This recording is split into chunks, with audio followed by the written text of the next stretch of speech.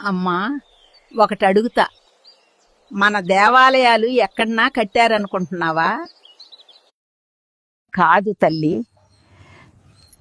శక్తి బిందువుల మీదే కట్టారు.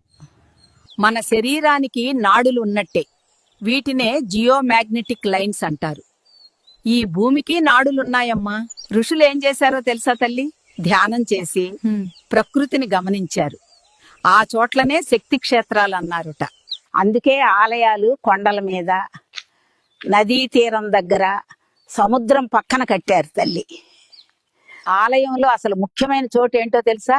గర్భగృహం కింద శక్తి కేంద్రం ఉంటుంది. ఆలయం అంతా దాని చుట్టే కట్టారు. విగ్రహం ఎందుకు రాతితో చేస్తారో తెలుసా తల్లి?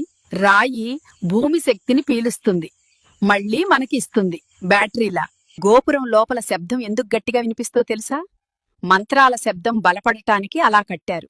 ఎంత తెలివో మన పెద్దవాళ్లది. గంట కొడితే ఏమవుతుందో తెలుసా తల్లి?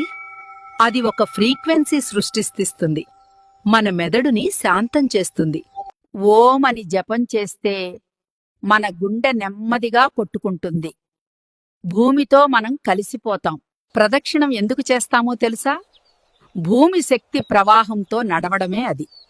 మన శరీరం సరిచేసుకుంటుంది. ఆలయ చెరువులు ఎందుకుంటావో తెలుసా? అవి చుట్టూ ఉన్న శక్తిని శుభ్రం చేస్తాయి, వాతావరణాన్ని చల్లగా ఉంచుతాయి. ఆలయం అంటే ఏంటో అర్థమైందా? ఒక పెద్ద ఎనర్జీ యంత్రం మనల్ని రోజూ చార్జ్ చేస్తుంది. అందుకే ఆలయంలో కూర్చుంటే మనసు తెలియకుండానే తేలికవుతుంది, దేవుడి దగ్గర ఉన్నట్టు ఫీల్ అవుతుంది. మన పూర్వీకులు ఎవరో తెలుసా? భక్తులు మాత్రమే కాదు, శాస్త్రవేత్తలు కూడా.